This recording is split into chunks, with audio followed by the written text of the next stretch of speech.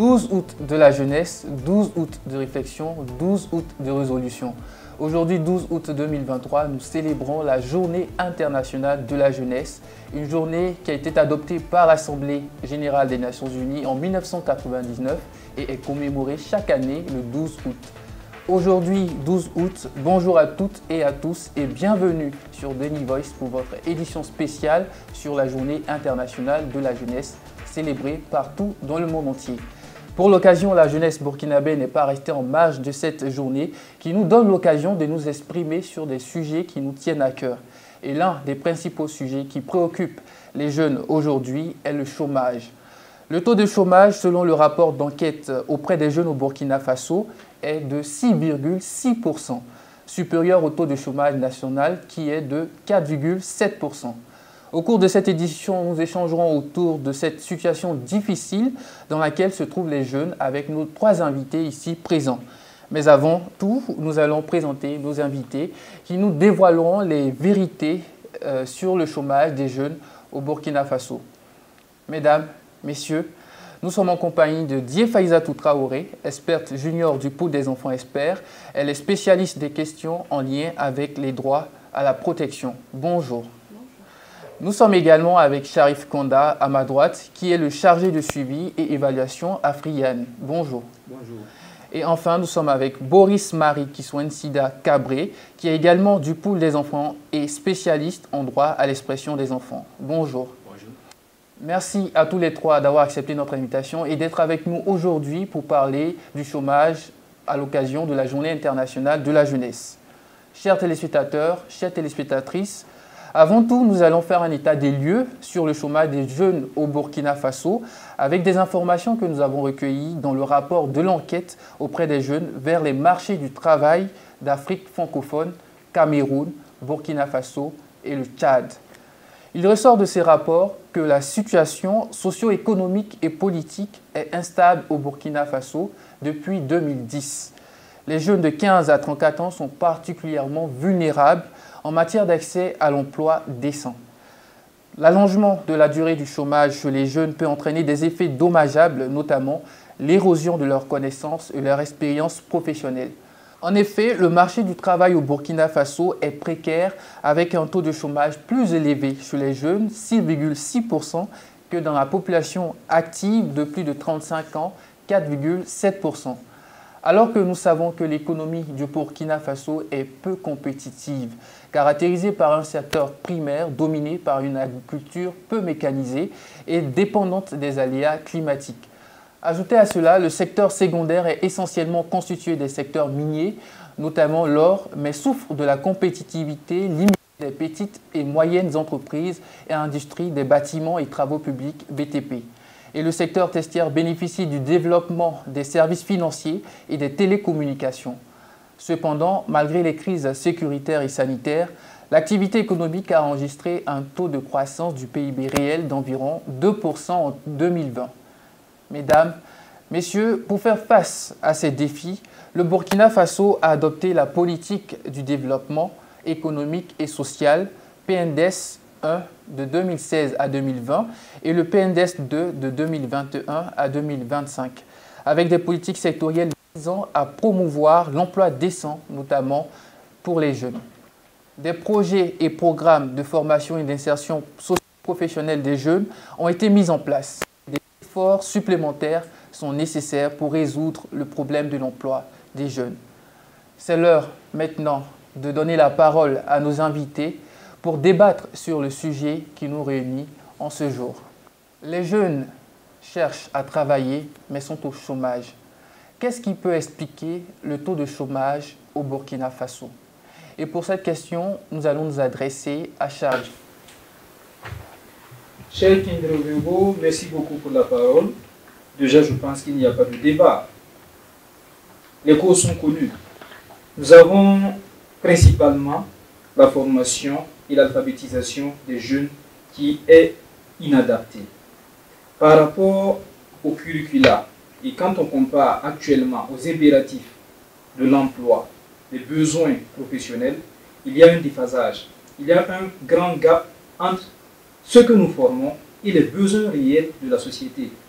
C'est le premier élément qui cause justement ce déphasage, cette absence des jeunes dans la situation professionnelle adaptée au Burkina Faso actuellement. Le deuxième élément, c'est la pauvreté. C'est connu, à la fois du côté des parents qui n'ont pas suffisamment de ressources pour mettre leurs enfants à l'école, mais également auprès des privés qui décident justement de venir en soutien aux efforts déjà consentis par l'État pour apporter une réponse aux besoins de formation. Quand on regarde les instituts, les universités, les écoles, les établissements, il y a de la volonté, il y a de la qualité, mais il y a toujours ces insuffisances-là. Quand on regarde ce qui est déployé pour accompagner les enfants, les élèves, il y a toujours ce besoin-là et il faut pouvoir repenser tout cela. La troisième cause qui me vient à l'esprit, c'est justement la situation sécuritaire. C'est une fois de plus connu. On a une grande partie de nos territoires au niveau de laquelle les établissements ne sont pas ouverts. On a des enfants qui n'arrivent pas à aller à l'école. Il faut qu'on puisse s'inscrire dans la prospective. Qu'est-ce que ces enfants-là vont devenir maintenant? Quand on regarde déjà la trajectoire que certains même qui ont eu la formation n'arrivent pas à être dans une situation d'emploi, comment est-ce qu'on arrive à résorber ce chômage-là? C'est toute la problématique. Merci Sharif. Tu as abordé des points très intéressants. Je pense que nous aurons l'occasion de les aborder dans la suite de l'émission. Alors, mademoiselle Die Faizatou, qu'est-ce que tu dis de cette question? Donc, selon moi, le taux de chômage est assez élevé au Burkina Faso, comme vient de le dire mon collègue. Cela est dû principalement à la situation sécuritaire, mais il y a également d'autres points sur lesquels j'aimerais m'étaler, comme la mentalité africaine. Aujourd'hui, la majorité des jeunes ne cherchent pas à travailler au niveau de l'entrepreneuriat ou encore des entreprises individuelles. Elles cherchent plus à avoir un bureau, comme on aime le dire dans notre contexte africain, pour travailler aux frais de l'État, si je peux le dire ainsi. Le second point serait le fait qu'on a affaire à un chômage volontaire. Je m'explique. La majorité des jeunes postulent pour les concours. Le taux de concours ayant considérablement augmenté en 2023, ces jeunes-là, en allant composer, se rendant compte qu'ils ne sont pas sur les listes d'admissibilité, décident de baisser les bras, soit ils continuent avec leur cursus universitaire, soit ils restent à la maison, alors qu'ils ont d'autres possibilités afin de se faire des revenus. Le troisième point, selon moi, serait le fait que le taux de chômage croît avec le niveau d'éducation. Aujourd'hui, on a tendance à croire que les employeurs se basent plus sur les diplômes. Tant que tu n'as pas telle ou telle référence ou encore telle ou telle personne qui connaisse telle ou telle personne, il y a une certaine difficulté à accéder à un certain poste ou à pouvoir occuper un certain poste, alors que tu sais très bien que tu as les compétences nécessaires pour pouvoir le faire. Et le second point, selon moi, serait le fait qu'il y a le taux de naissance.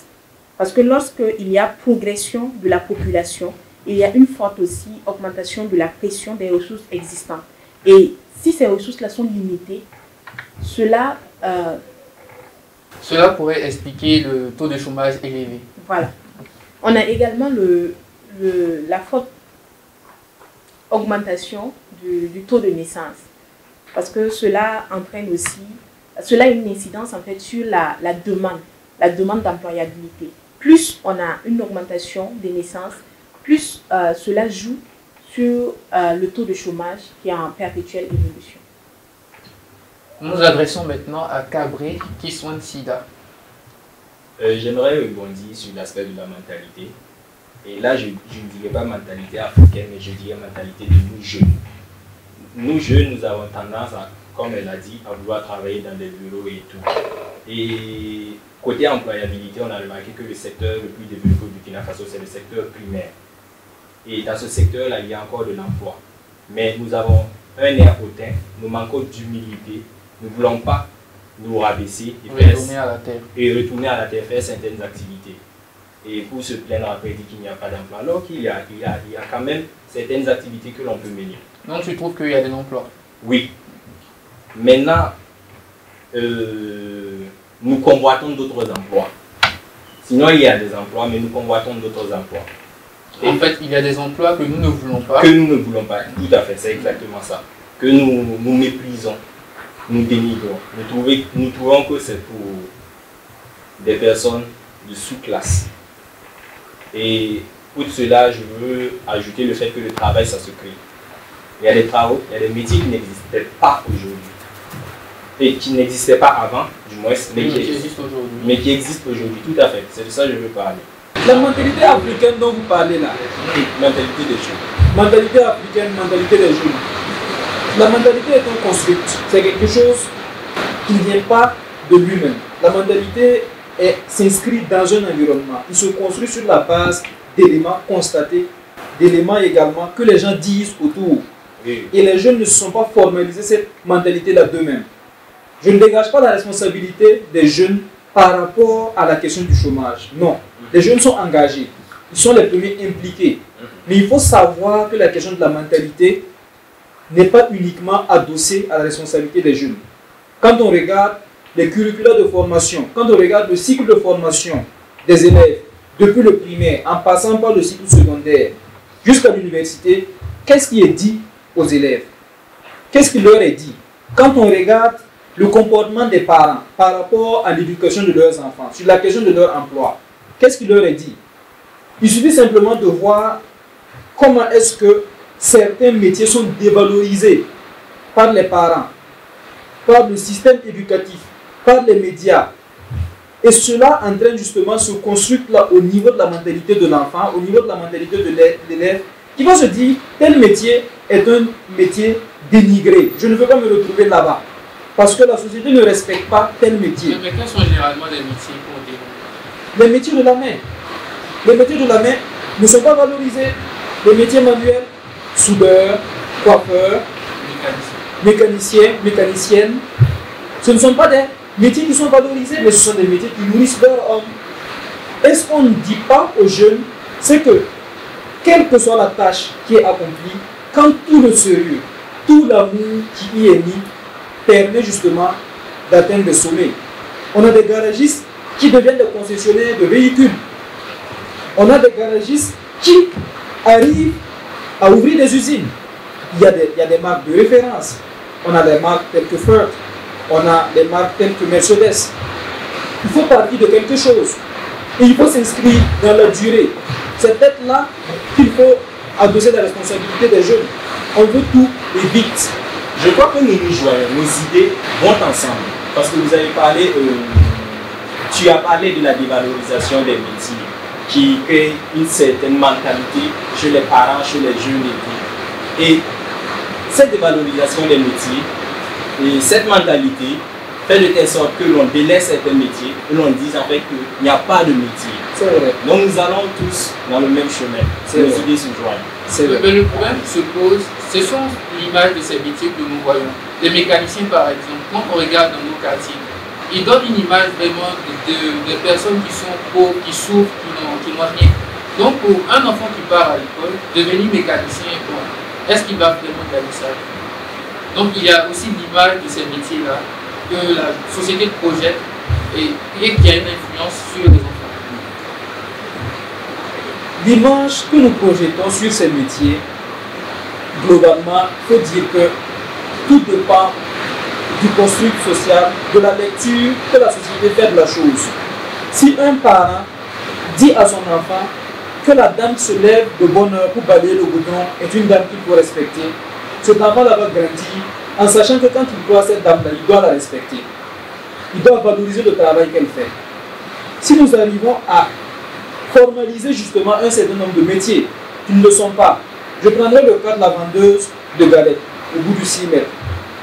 Tous les jours on passe, on la voit. Mais c'est sur la base de ce métier, de ce petit commerce, qui n'est très souvent pas reconnu même par l'État. Parce qu'il n'y a pas de papier, il n'y a pas d'attestation, elle n'est pas soumise aux impositions, mais elle arrive à payer la scolarité de ses enfants. Elle arrive à se prendre en charge, à les soigner en cas de maladie. C'est un métier qui est valorisé, mais il suffit de créer l'encadrement juridique autour justement de ces métiers qui sont très souvent dévalorisés, de pouvoir aller dans un sens où on les valorise, que ce soit sur les médias, que ce soit dans la société, qu'on puisse avoir des rencontres du secteur informel, qu'on puisse avoir des forats, des activités où on prime, où on récompense justement ces acteurs qui font que va l'économie de notre pays? Il faut faire ressentir le fait aussi que tout part de l'éducation. Dès le bas âge, il faut apprendre aux enfants déjà l'importance de ces différents métiers-là et comment l'on pourrait évoluer et surtout gagner sa vie. J'aimerais rebondir sur vos dires. Je suis tout à fait d'accord avec toi, ainsi que mon collègue, sur l'éducation et l'image que l'on fait de certains métiers. Parce que tout part en fait du bas âge. Déjà, si tu dénigres un métier devant un enfant, ne t'attends pas à ce qu'en grandissant, il se dise que ce travail lui conviendrait. Il y a aussi le fait que j'aimerais rebondir sur le fait que les responsabilités ici sont partagées, sur le fait que les jeunes délaissent certains métiers au profit de d'autres métiers. Je m'explique. Après le bac, on a un système d'orientation. L'étudiant ou le bachelier ayant de bonnes notes en matière scientifique et se disant qu'il veut faire la pharmacie, il va forcément déposer ses documents pour l'orientation. Et l'État, au lieu de l'orienter en pharmacie, va aller l'orienter en droit. Ce dernier-là n'a aucun repère en droit, parce que ce n'était même pas sa passion.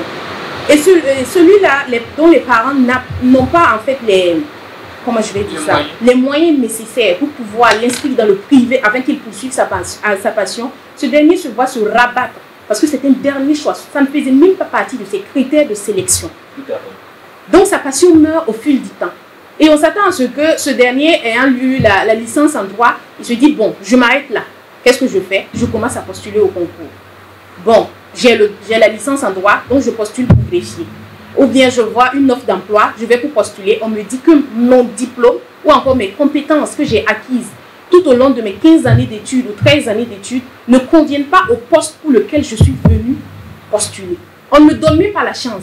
Et avec ça, on me demande 2 à 3 ans d'expérience. Alors que je viens tout fraîchement de sortir.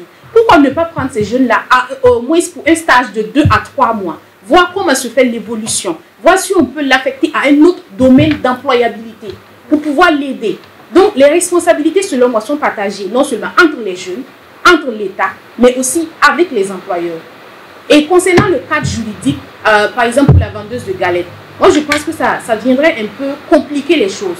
Parce que qui dit cadre juridique, dit aussi tout ce qui concerne la paperasse, telle que la fiscalité et tout.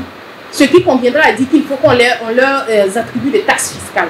Pourquoi ne pas plutôt mettre en place en fait des techniques de communication pour valoriser ces métiers-là, comme la mécanique, la soudure, la vente de galettes, même la vente de beignets chaque matin. Parce que quand on va à l'université, il y a des jeunes, ne vous méprenez pas, qui prennent des cités universitaires, qui se mettent en collaboration et qui vendent ne serait-ce que des petits gâteaux. Oui. Et les gens se raffolent dessus, les gens en ramassent. Et ces gens-là arrivent à se faire des gains. Donc c'est faire comprendre en fait aux jeunes qu'il n'y a pas seulement une seule porte d'issue. Et faire comprendre aussi à l'employeur qu'il faut donner la chance aux jeunes qui viennent pour chercher de l'emploi, de pouvoir faire ses preuves avant de le pointer du doigt ou de dire qu'il n'est pas compétent pour telle ou telle chose. À travers vos propos, on comprend qu'il y a énormément d'opportunités et c'est aux jeunes d'aller chercher ces opportunités-là. Prenons un exemple. L'année dernière, pour le concours de la fonction publique, 2 106 962 candidatures ont été enregistrées au Burkina Faso pour 6 069 postes. Est-ce que vous pouvez comprendre l'écart? Déjà, il y a 2 millions qu'on met à côté, 106 000, on met les 100 000 à côté et on prend les 6 000. On constate que de nombreuses personnes s'intéressent à la fonction publique, mais disons-nous la vérité, tout le monde ne peut pas être embauché par l'État.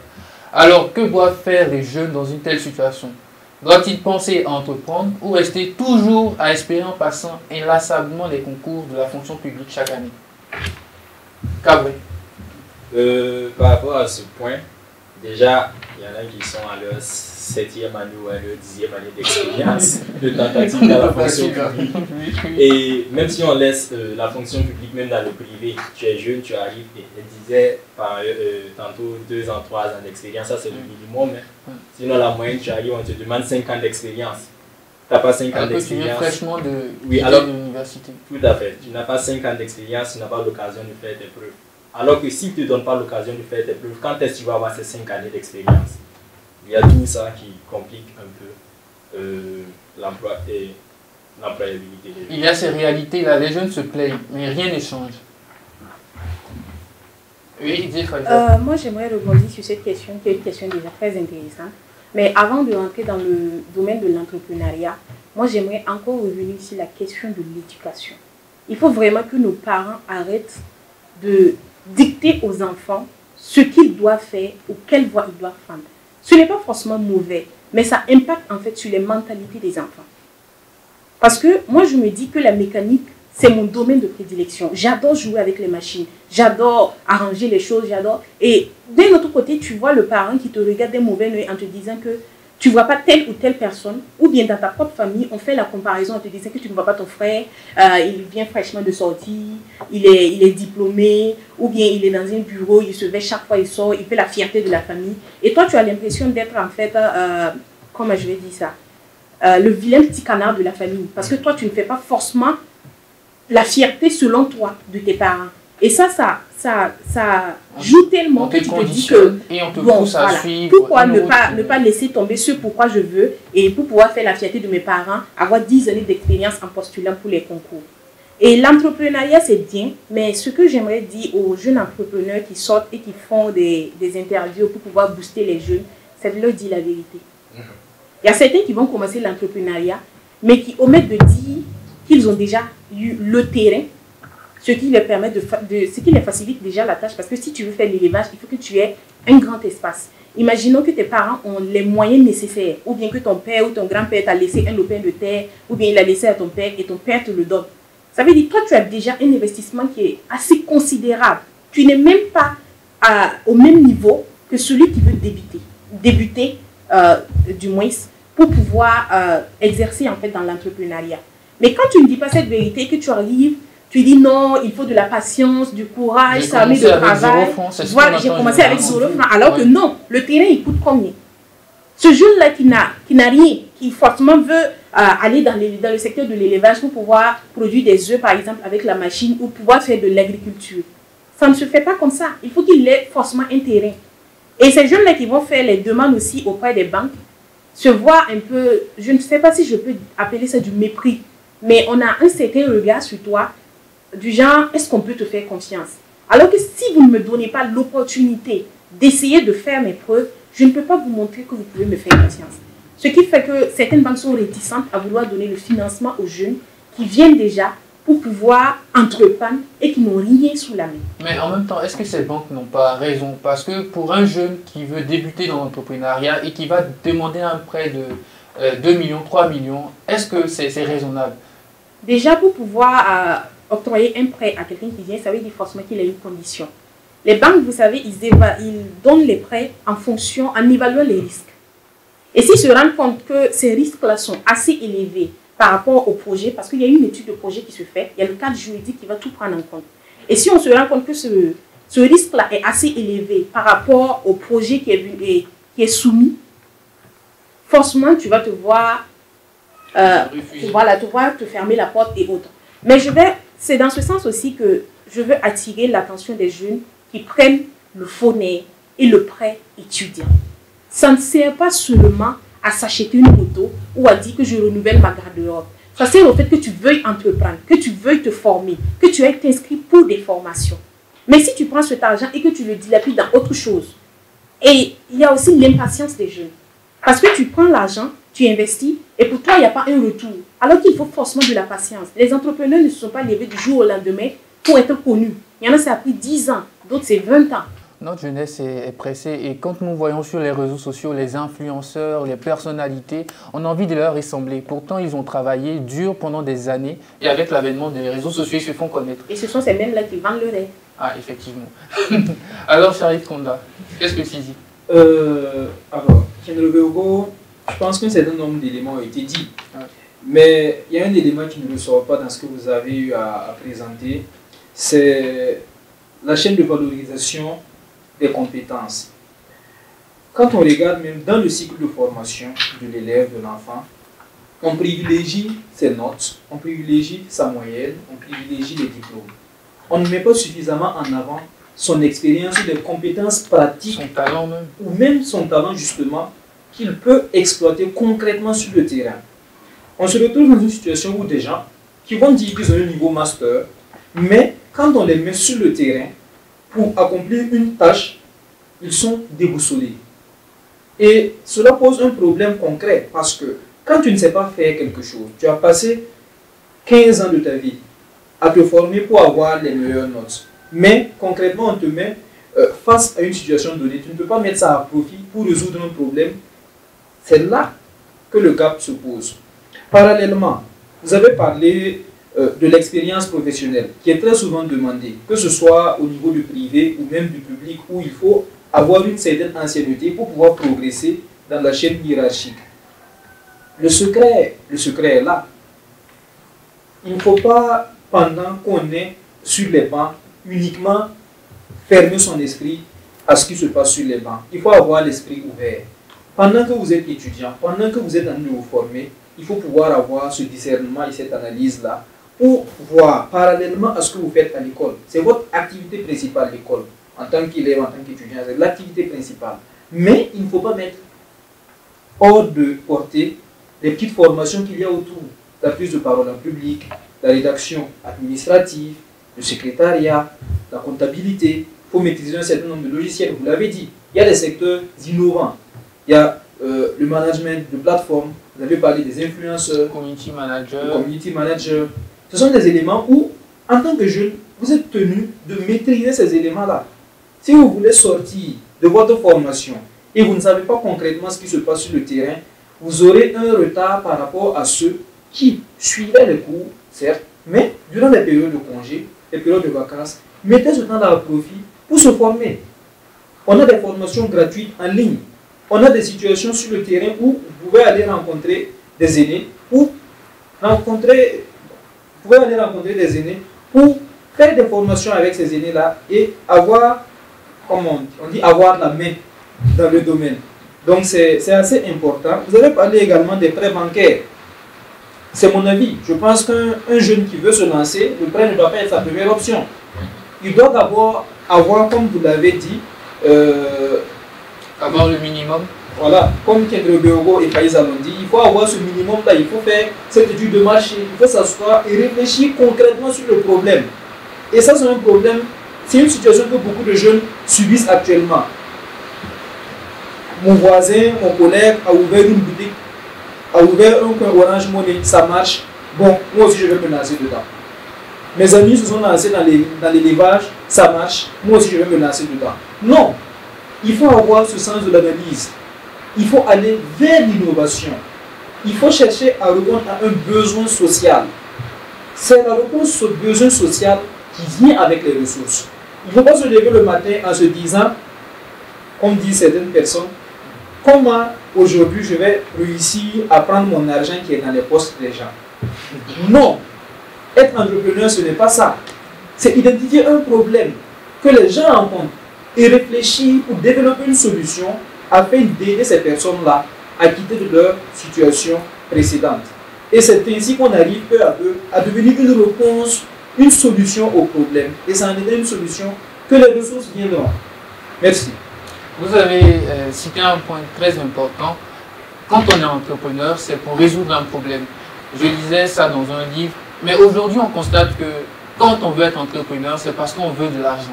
On est dans le besoin. Tu as parfaitement raison. La quête de l'argent est devenue prépondérante. Il faut être honnête. Avec la vie chère, faut être honnête. Actuellement, si tu n'as pas d'argent, il y a un certain nombre de choses où tu ne peux pas évoluer pour se former, pour s'alimenter, pour sa propre sécurité, pour le divertissement, l'éducation. L'argent est incontournable. Mais il faut comprendre qu'en tant qu'entrepreneur, mettre l'argent comme étant le but ultime n'est pas, à mon avis, la solution. Quand on regarde les multinationales de nos jours, à la base, le business plan n'a pas été monté pour avoir le plus de milliards possible. Quand on regarde HP, à la base, c'était comment est-ce qu'on arrive à mettre justement des données, comment est-ce qu'on arrive à mettre des informations sur du papier. Ils ont commencé en faisant des imprimantes pour faire des impressions de documents pour pouvoir multiplier l'information. Quand on regarde les multinationales telles que Amazon, Mark Zuckerberg également, voilà. Facebook à la base, c'était pour permettre la communication et le transfert d'informations entre étudiants. C'était pas comment je fais pour devenir une multinationale qui a des milliards. Quand on regarde Amazon, au départ, c'était comment est-ce qu'on arrive à mettre des livres à la disposition de plusieurs personnes. Mais de nos jours, nos entrepreneurs n'ont pas cette lecture.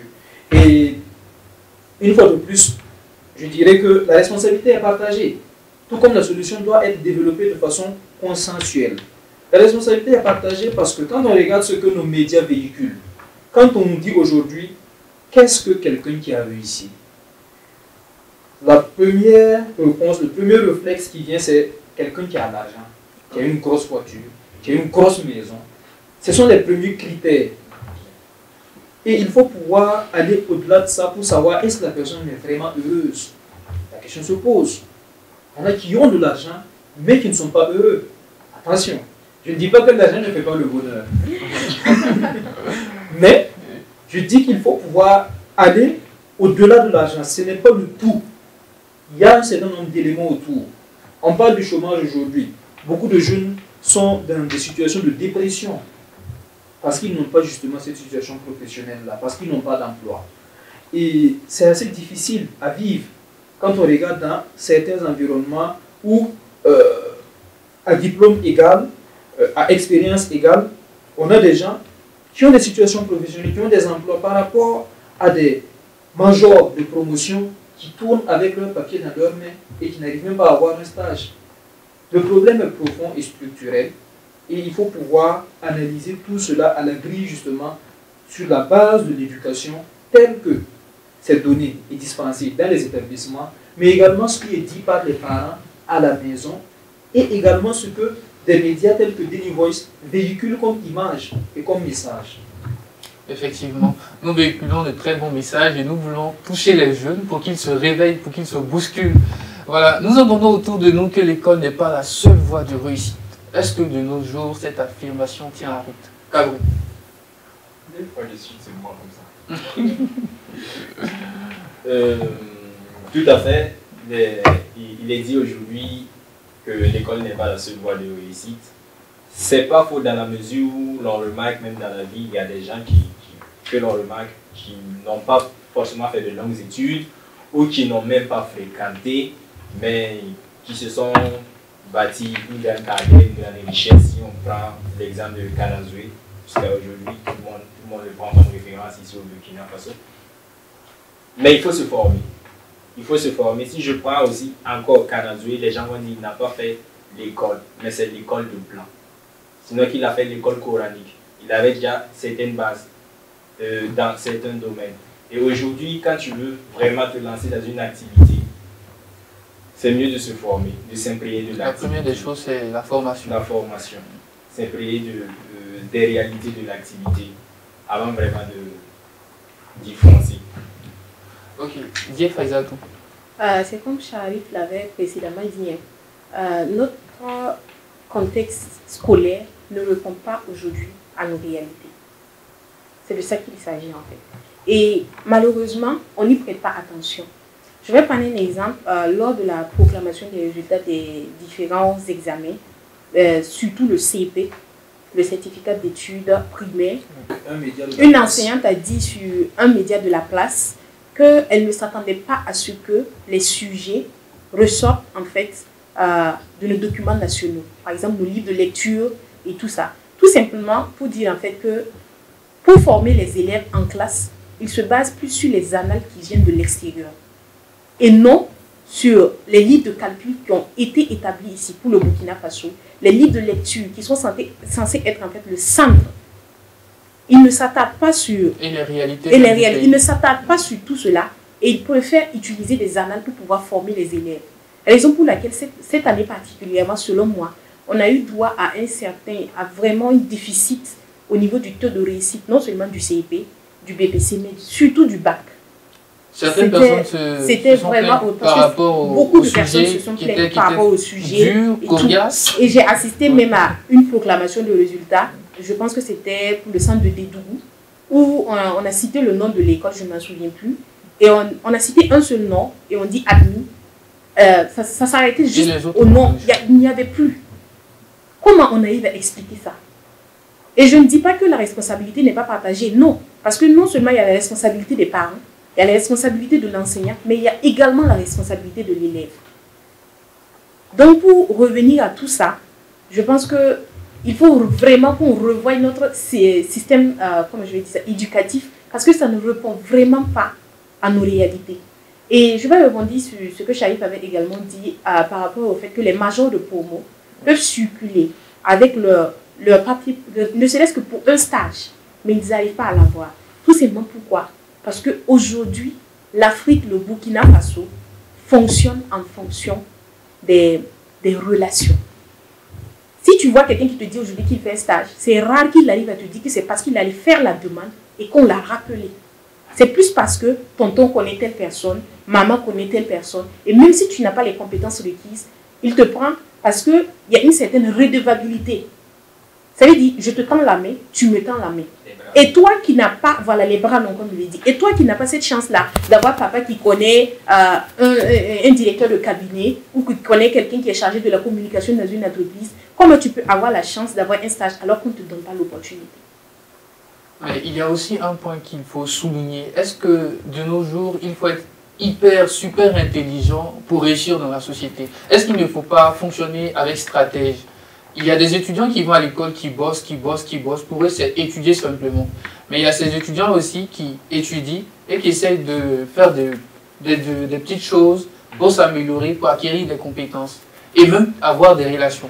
Parce que je me dis, de nos jours, il ne suffit pas d'avoir des diplômes, mais il faut aussi avoir des relations. Tu peux avoir quelque chose dans la tête, mais si tu n'as pas des relations, tu n'as pas un réseau, est-ce que tu pourras t'en sortir? C'est comme il avait dit précédemment aussi, Sharif l'avait dit précédemment, les jeunes étudiants ne se basent que sur l'école. Oui. Il a dit, il y a des domaines comme moi je suis quelqu'un qui est très appliqué dans la prise de parole en public. Et aujourd'hui, on arrive à me coller cette étiquette-là. Parce que lorsque je vais à des interventions, à des conférences, c'est ça aussi le problème des jeunes. Et je ne leur en veux pas parce que j'ai eu à participer à des conférences, à des activités où des jeunes ont pris la parole en disant que rien que pour venir à cette activité-là, ils ont dû demander ne serait-ce qu'un près de 1000 francs pour pouvoir mettre de l'essence. Il y a tout ça qui compte. Ce n'est pas que les jeunes ne veulent pas. Il y a une certaine tranche, une certaine majorité de ces jeunes-là qui veulent, mais qui n'arrivent pas. Parce qu'ils n'ont pas les moyens nécessaires de se déplacer pour aller participer à ces différentes activités. Et il y a une fois quelqu'un a voulu rebondir en disant que mais il y a les bus. Les bus, il y en a, mais il y a une coupe. Imaginons-toi qu'il n'arrive même pas à avoir 200 francs pour manger. Également. Il y a des horaires. Et si tu dois marcher pour ne serait-ce qu'atteindre un site de bus, comment tu fais? Donc il faut savoir s'entourer. Quand on dit relations, ce ne sont pas forcément ceux qui sont dans le bureau. Les jeunes ou les grands avec qui tu arrives, du moins, à nouer des relations, participer à des formations. Donc, il faut savoir aussi tendre la main en disant « je demande ». L'humilité précède la gloire, comme on aime le dire. Il faut savoir demander. S'approcher dit, ne serait-ce que par tous les moyens possibles. Comme tu as dit, la stratégie. Dit, ah, le grand, est-ce que tu peux me former dans ça? Est-ce que tu peux me mettre dans ce circuit? Est-ce que je peux participer au comité d'organisation? C'est tout ça qui arrive à faire ta notoriété. Et c'est ce qui permet que quand on a telle chose, on dit, ah, attends, je pense à une telle personne, elle est compétente, elle est dynamique, elle arrive à faire ci. Prenons-la et insérons-la dans tel projet. Et comme on le dit, petit à petit, le poisson grandit. Voilà, l'oiseau fait son nid également. Une chose qu'il faut avouer, c'est qu'on ne se dit pas la vérité. Parce que, qu'est-ce qu'on nous apprend tous? Va à l'école, travaille bien, tu vas gagner des diplômes, tu vas gagner un bon travail, tu vas t'occuper de tout le monde. Des choses comme ça, alors que c'est faux. Il y a l'école et il y a l'école de la vie. Un enfant qui passe son temps à être focalisé qu'à l'école, qu'est-ce qu'on lui donne comme manuel scolaire, éducatif à apprendre, il va finir, il va avoir son diplôme, il va se retrouver à s'aligner aussi pour la fonction publique et c'est pas évident qu'il va gagner parce qu'il y a déjà ses grands frères, il y a ses parents même qui l'attendent là-bas, parce qu'eux aussi postulent. Donc, ils ont des années d'expérience. Il y a ça. Donc, déjà, étant à l'école, il faut que l'on apprenne aux enfants que c'est pas que l'école. Ce que tu fais à la maison, c'est important. Ce que tu fais dans la société, apprends à faire certaines choses. Aide les gens. Ces personnes peuvent te recommander à d'autres personnes. Ces personnes peuvent t'aider en te donnant des opportunités. En gros, l'humilité. L'humilité, c'est ça. Il faut travailler à l'école et hors de l'école. Alors, Sharif? Alors, merci Ken Lobeogo. Je ne serai pas long. Oui. J'ai juste 3 éléments sur lesquels je voudrais revenir. Tu as parlé de l'intelligence et très souvent on adosse l'intelligence à la moyenne que les enfants, que les élèves ont en classe. Et malheureusement, ça crée des tensions, ça crée même un manque de confiance en soi. Ça, c'est un tout autre sujet qu'on pourra aborder dans une autre émission. La destruction justement des rêves et de la confiance en soi, de quoi qu'on fait subir aux enfants et aux élèves à travers certains mots qui leur sont dits, à la fois par les enseignants, par les parents, qui peuvent démoraliser, démotiver ou carrément donner des envies suicidaires à certains enfants. Donc l'intelligence, ce n'est pas forcément pouvoir retenir un coup, trois chapitres, et puis venir réciter et puis avoir la moyenne, quitte à ne pas pouvoir mettre les leçons apprises justement de ces chapitres-là en pratique. Donc l'intelligence, il faut revoir ce que ça signifie. Il y a 7 à 9 types d'intelligence. Merci beaucoup. On n'évalue que 4. Ah, d'accord. Avoir des relations. On en parle également très souvent quand il faut avoir un positionnement professionnel, quand il faut avoir un emploi ou un stage. Et ce que l'on ne dit pas aussi, c'est que avoir des relations, c'est que l'enfant, l'élève lui-même peut participer à la construction de ce réseau-là. Vous l'avez dit, tu l'as dit. Être humble et pouvoir approcher ses camarades. Il y en a pour lesquels on a estimé que réussir à l'école, tu vas en classe, tu ne parles à personne, tu ne te fais pas d'amis, ton focus, c'est d'avoir la plus forte moyenne possible et puis avancer. Alors que ce n'est pas forcément la meilleure formule. Il faut pouvoir s'entourer. L'environnement de l'enfant, de l'élève est très important. L'environnement va déterminer quels sont les rêves que l'enfant va pouvoir s'assigner. Quels sont les objectifs? Comment est-ce qu'il va travailler en équipe? Parce que, une fois de plus, je reviens au système éducatif. Durant tout le cursus scolaire et académique de l'enfant ou de l'élève, on lui dit, tu es en concurrence avec tes camarades pour savoir qui est le premier. Et quand il arrive dans une entreprise, on lui demande de travailler avec une équipe pour être productif. On lui demande d'être membre d'une nation qui va co-construire quelque chose. Il a développé durant tout son cycle de formation l'esprit de compétitivité, l'esprit de concurrence, quitte à gâter pour l'autre pour que pour lui marche. Et vous voulez que du jour au lendemain, cette personne qui a été moulée selon ce format-là se dise non, l'autre n'est pas mon concurrent, c'est mon collaborateur, on doit travailler ensemble. Je pose juste la question. Il faut revoir cela. Même à la maison, avec les enfants, un tel a fait ci, toi aussi tu ne pouvais pas faire ça. Est-ce qu'il a deux têtes? L'esprit de concurrence se pose. Il faut revoir le format pour à la fois motiver justement les jeunes, les enfants à se former, mais en comprenant que c'est avec l'autre qu'on fait de la co-construction et non de la concurrence. Le dernier point que je voudrais soulever, c'est l'engagement citoyen. C'est le seul moyen connu que je propose qui va permettre justement à des enfants, à des élèves, à des personnes qui cherchent une situation professionnelle de pouvoir acquérir des connaissances, des compétences. Vous êtes vous-même tous sur ce plateau des exemples d'engagement citoyen. C'est ce qui vous a amené très certainement, en dehors des cours formels que vous suivez, d'acquérir des compétences et d'être même sur ce plateau. C'est votre engagement. On ne vous paye pas pour ça. Mais vous êtes là parce que vous tenez à transmettre un message aux enfants, aux jeunes. Et ça vous permet également d'acquérir des compétences. Vous êtes à l'aise sur un plateau de télévision. Et c'est grâce à votre engagement. Et je voudrais inviter les autres également à suivre le pas. Merci. Merci. Nous allons aborder l'avant-dernière question. Aujourd'hui, nous vivons dans une ère de plus en plus numérisée où de nouveaux métiers émergent, community manager, social media manager, designer, etc. Dans ce contexte, comment les avancées technologiques et la digitalisation pourraient-elles jouer un rôle essentiel pour atténuer le chômage des jeunes et offrir de nouvelles opportunités d'emploi au Burkina Faso? Et pour cette question, je vais me tourner vers Sharif. Tiendro, tu l'as dit, nous sommes dans une ère de digitalisation, de numérisation d'un certain nombre de techniques et il est tout à fait attendu des jeunes qu'ils soient à l'avant-poste, à l'avant-garde justement de cette innovation, de cette révolution de la technologie. Et c'est un secteur où, quand on suit l'actualité au niveau mondial, on sent une certaine absence, une fois de plus, du continent africain. Mais c'est, une fois de plus, sujet à discussion, parce que quand on regarde dans le contenu, les grands inventeurs, les grandes start-up se développent en Afrique, parce que l'Afrique reste un terreau assez fertile, où l'ancrage institutionnel n'est pas encore totalement établi. Ça fait qu'un certain nombre de dispositifs structurels peuvent être repensés pour pouvoir permettre à ces innovations-là de s'installer. Nous avons eu la polémique il y a de cela quelques temps Ça, je vais couper. C'est quoi?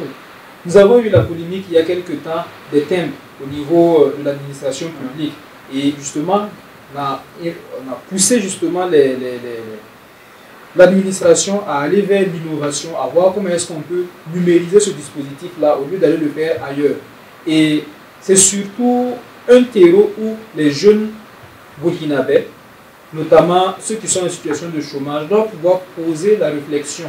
Quels sont les domaines dans lesquels on peut amener l'innovation, on peut amener la digitalisation, on peut amener la numérisation pour permettre d'avancer sur un certain nombre de choses.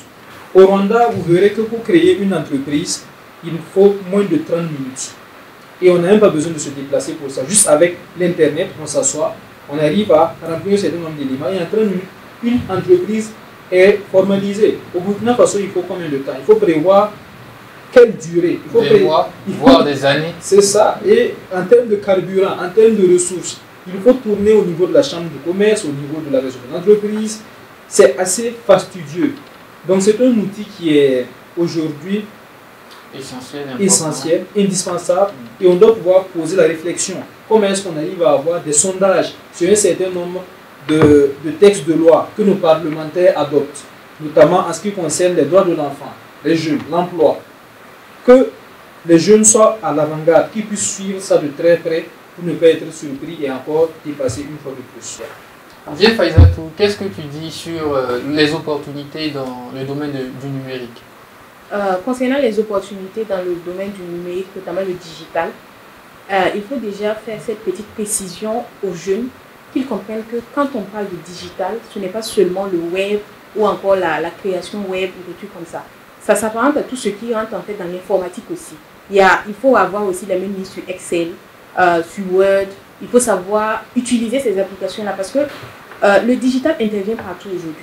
Si tu ne sais pas ouvrir Word pour pouvoir saisir par exemple une demande ou quelque chose comme ça, alors que ce sont des trucs aujourd'hui que les employeurs mettent en avant.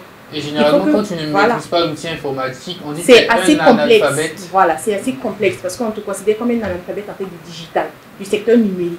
Donc il y a tous ces paramètres-là qui rentrent en compte en fait. Et il y a aussi le fait que l'État a donné en fait, si je ne me trompe pas, cette année, pour pouvoir postuler au concours. Je pense que dans les années antérieures du moins, l'application qui était utilisée pour le dépôt des concours ne provenait pas du Burkina Faso. Et je pense que cette année, la réflexion a été bien faite par l'État et l'opportunité a été donnée à des jeunes burkinabés. L'application de cette année ne provient pas de l'extérieur, mais du Burkina Faso. Donc c'est une preuve en fait qu'on a des jeunes qui sont compétents, qui développent des applications, qui ont du talent et qu'il faut juste leur donner l'opportunité de pouvoir prouver que ce talent peut être mis en exergue dans notre pays. Alors, en tant que jeune, comment rendre cet outil rentable pour que les jeunes puissent s'épanouir et aussi gagner de quoi subvenir à leurs besoins? En tant que jeune, déjà nous avons un atout sur le digital et la numérisation par rapport aux aînés qui trouvent ça. Ils se trouvent trop vieux pour ça. Et comment rentabiliser avec ces outils? Déjà avec l'usage de Photoshop ou d'Adobe Illustrator et tout, les jeunes qui ont l'art créatif, qui débordent d'imagination, peuvent créer des contenus visuels. Le graphisme, l'infographie. Exactement. Et proposer à des sociétés, à des entreprises, à des startups qui débutent, qui ont besoin de publicité, et être des community managers, gérer les pages de ces structures, ces institutions, partager du contenu, permettre de faire connaître ce contenu et de monétiser à partir de cela. Et même il y a des contenus qui sont monétisés sur Facebook, YouTube, à travers les vidéos. Oui, par exemple YouTube paye. YouTube a ses critères de paiement. Plus tu partages en fonction du nombre de vues. En fonction du nombre de vues, d'abonnés, etc. Donc déjà, les jeunes qui sont plus liés à ces outils peuvent les utiliser non pas seulement pour s'amuser, pour s'envoyer des messages, pour rigoler, mais poster des photos à longueur de journée. Oui, mais aussi pour gagner de quoi se nourrir, de quoi aider la famille, de quoi s'inscrire dans l'information. Alors Sharif, dis-nous comment on utilise cet outil-là de façon concrète? Utiliser cet outil de façon concrète impose déjà de se former. c'est nécessaire. Il faut se former et il faut profiter des opportunités. Très souvent, ce sont des opportunités gratuites de formation en ligne. On a des plateformes assez disponibles. Quand on check sur Internet, on arrive à les trouver. Il y a même des formations certifiantes qui sont disponibles. Et concrètement, on peut parler des contrats de travail à distance. Et ça, c'est très souvent développé dans les pays occidentaux où on permet à l'employé d'avoir son quota d'heures de travail en ligne par jour. Ce sont des opportunités comme ça où on peut postuler, on peut être recruté. On est un travailleur à l'international, mais on est au Burkina Faso. Chaque jour, on sait qu'on a 2 ou 3 heures à dédier à cette tâche-là et on est payé sur la base de ça. C'est une opportunité.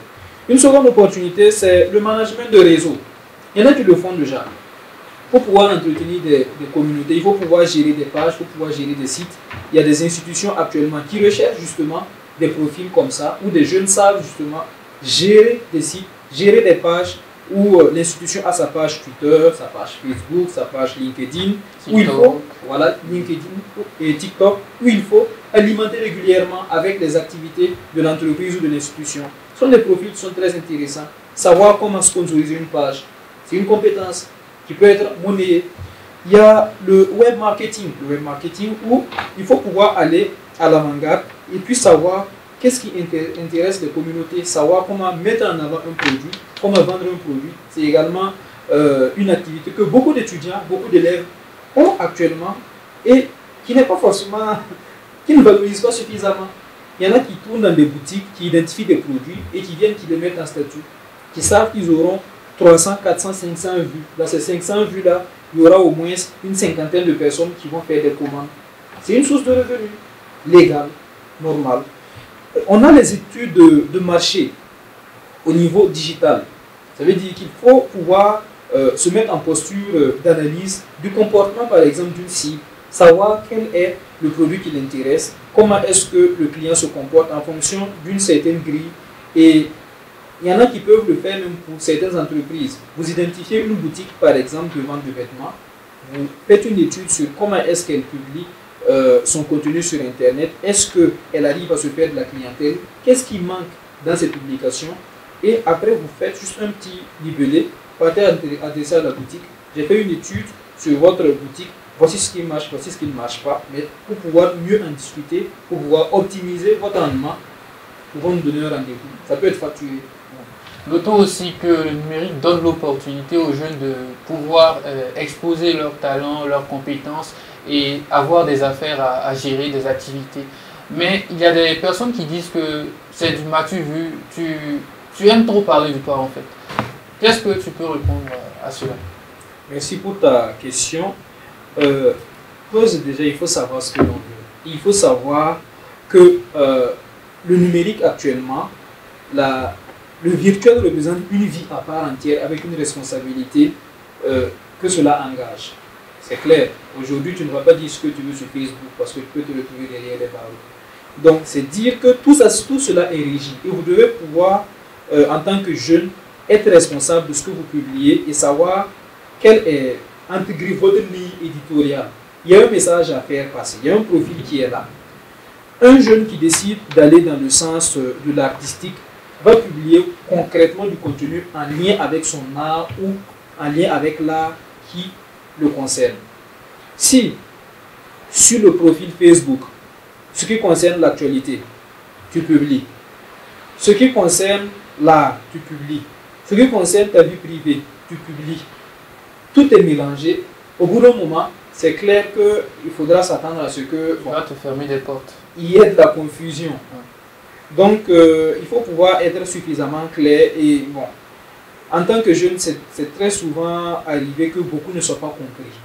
Mais quand tu es suffisamment avancé dans ta trajectoire, tu sais ce que tu veux, tu as pris les différentes informations pour la carrière que tu veux embrasser, et cela entre dans la même lancée, c'est clair que beaucoup ne vont pas te comprendre, mais il faut garder espoir. Et c'est là qu'on parle de personal branding. De personal branding. Ouais.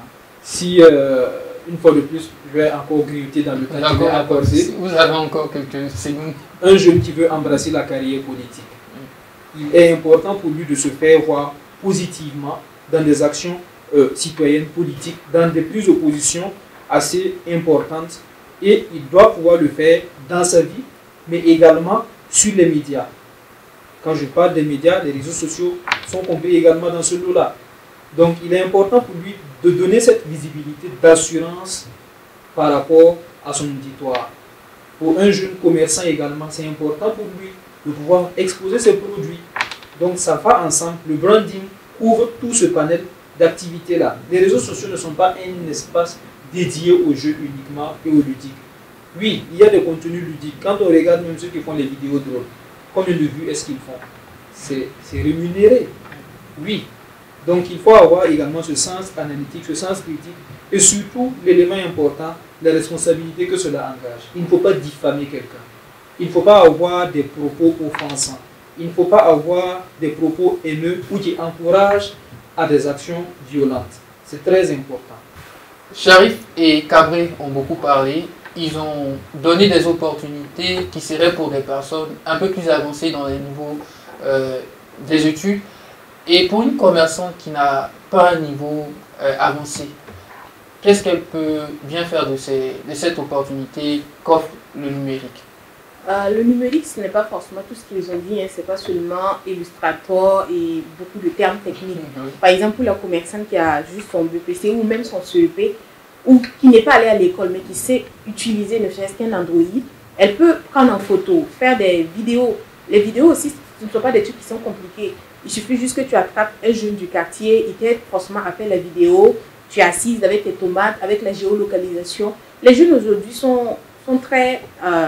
il y a un peu de politesse quand ça concerne en fait une personne qui est adulte ou un aîné. Donc la personne, voilà, quand c'est les réseaux sociaux, ils sont assez dynamiques.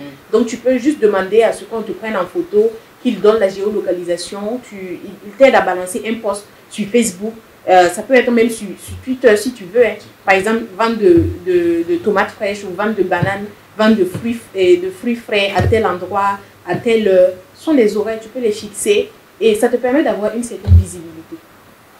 Merci, Zé Faizatou. Nous sommes pratiquement à la fin de notre échange et je vais demander à chacun son mot de fin. Et je pense qu'on va commencer par Zé Faizatou.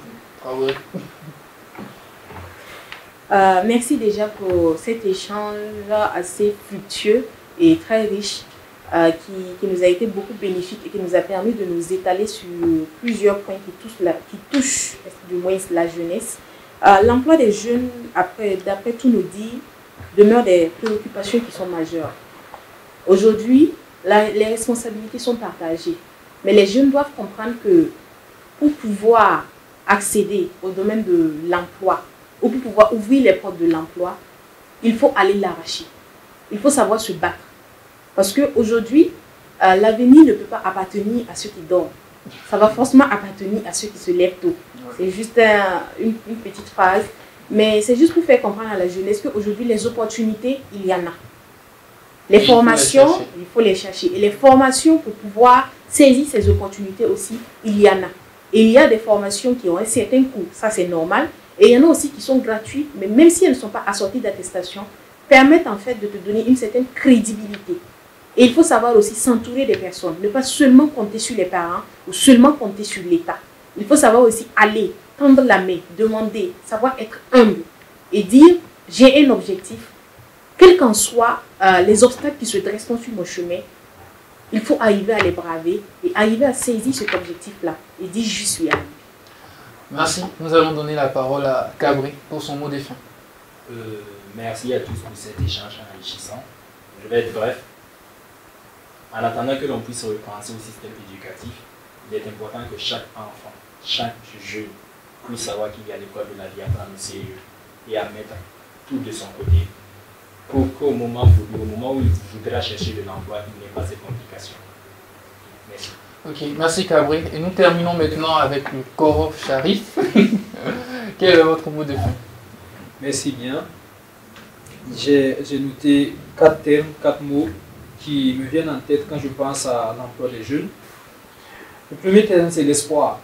L'espoir simplement parce qu'il y a déjà des aînés, il y a des grands frères, il y a des jeunes aujourd'hui qui se battent réellement, qui se donnent. À l'heure où nous parlons, il pleut. Et je sais qu'il y a des jeunes dehors, sous cette pluie, qui se battent pour pouvoir avoir un emploi. Il y en a qui se battent pour pouvoir préserver l'emploi qu'ils ont. Et à ces jeunes-là, j'adresse tous mes encouragements. Le deuxième mot, c'est la formation. Oui, la formation ne finit pas. Même après le bac, même quand on est déjà employé quelque part, il ne faut pas arrêter de se former. Le monde évolue, il y a l'innovation technologique, on a l'IA qui est en vogue actuellement. Il faut pouvoir perpétuellement se recycler, il faut continuer de se former, il faut reprendre les anciens documents, relire pour s'assurer d'avoir bien compris un certain nombre de choses, et il faut sortir des sentiers battus, il faut aller vers de nouveaux horizons, se former sur de nouvelles thématiques. Le monde est ouvert, il y a l'Internet, il faut pouvoir maîtriser un certain nombre de choses. Le troisième terme, l'innovation, il est directement en lien avec la formation. Il faut pouvoir se poser, sortir de l'esprit de duplication et pouvoir analyser les problèmes de façon structurelle, savoir quels sont les problèmes et repenser des modèles innovants pour répondre aux besoins des populations. Le Burkina Faso, aujourd'hui, est un chantier. Tout est à construire. Partout où vous irez, il y a encore des choses à améliorer. Et ce sont vous, ces jeunes-là, c'est nous qui allons faire ce changement. Le dernier terme, c'est l'engagement social. L'engagement social, on n'a pas forcément besoin d'un emploi pour être engagé auprès de sa communauté. Aujourd'hui, l'engagement social, quand on regarde les associations, quand on regarde les ONG, quand on regarde les OSC, ce sont des personnes qui, au départ, ont émis le besoin, justement, de répondre à une situation difficile que traverse leur communauté. Et pour beaucoup de ces personnes qui se sont engagées au niveau du social, finalement, ont pu trouver une pitance, ont pu trouver une solution. En étant une solution aux autres, les autres également sont devenus une solution pour ces personnes-là. Il faut s'engager auprès des autres, même quand on n'a pas de ressources. On est en saison pluvieuse, on sort, on regarde dans le quartier, il y a quelles difficultés, l'eau ne circule pas, qu'est-ce qu'on peut faire pour faciliter la circulation des eaux. Petit à petit, vous verrez que la société va reconnaître l'effort que vous consentez et vous serez récompensé à la hauteur de vos efforts. Merci beaucoup, Kinder Bogo. Merci, Sharif. Pour résumer en une phrase ce que vous avez dit, il y a des opportunités, il faut se former et aller chercher ces opportunités. Chers téléspectateurs, chères téléspectatrices, la vie est une scène de théâtre où la jeunesse incarne un rôle central. Entre rêve et réalité, aspiration et angoisse, cette jeunesse cherche sa voie de succès et de réussite dans un monde en perpétuelle mutation qui les confronte à de nombreux défis. Comme le soulignent certains proverbes populaires, jeunesse rêve, vieillesse décompte. Jeunesse paresseuse, vieillesse pouilleuse. Jeunesse tend des échecs. Il faut bien que jeunesse se fasse. Cette période charnière est un temps d'apprentissage et d'épreuve où l'avenir semble aussi incertain que prometteur. C'est ici que s'arrêtent nos échanges. Je rappelle que nous étions avec Die Faizatou Traoré, experte junior du pool des enfants, expert et aussi spécialiste des questions en lien avec les droits à la protection. Nous étions aussi avec Boris Marie Kiswen Sida Cabré, membre du pool des enfants experts et spécialiste en droit à l'expression des enfants. Et enfin, nous étions avec Sharif Kwanda, chargé de suivi et évaluation à Friane. Merci à vous d'avoir accepté notre invitation et d'être venu partager avec nous vos connaissances sur le chômage à l'occasion de la Journée internationale de la jeunesse. Cette émission a été l'occasion de montrer l'importance de soutenir et d'encourager la jeunesse du Burkina Faso dans sa recherche d'emploi, en créant un environnement favorable à l'innovation, à l'entrepreneuriat et à la croissance économique. En rappel, au cours de cette émission, nous avons eu l'opportunité de discuter de questions cruciales relatives au chômage des jeunes au Burkina Faso. Nous avons exploré les défis auxquels font face les jeunes dans leur quête d'emploi, notamment le déséquilibre entre l'offre et la demande d'emploi, les limitations du système éducatif actuel pour répondre aux besoins du marché du travail, ainsi que le nombre restreint de postes dans la fonction publique malgré le grand nombre de candidats. De plus, nous avons abordé l'importance de diversifier les opportunités d'emploi en encourageant l'entrepreneuriat et en mettant en valeur d'autres voies de réussite en dehors de l'éducation formelle. Les nouveaux métiers émergents tels que le community manager, le social media manager et le designer, etc., favorisés par la digitalisation et les nouvelles technologies. offre également des perspectives prometteuses pour les jeunes. Il est essentiel que les efforts se poursuivent pour adapter l'enseignement et la formation professionnelle aux réalités du marché en favorisant les compétences en lien avec les besoins de l'industrie et en stimulant la collaboration entre le secteur public et privé. Et merci à toutes et à tous d'avoir participé à cette émission spéciale pour la Journée internationale de la jeunesse. Ensemble, continuons à œuvrer pour un avenir prospère pour les jeunes du Burkina Faso. Ensemble, changeons de mentalité. D'ici là, portez-vous bien et à bientôt sur Denis Voice. Au revoir.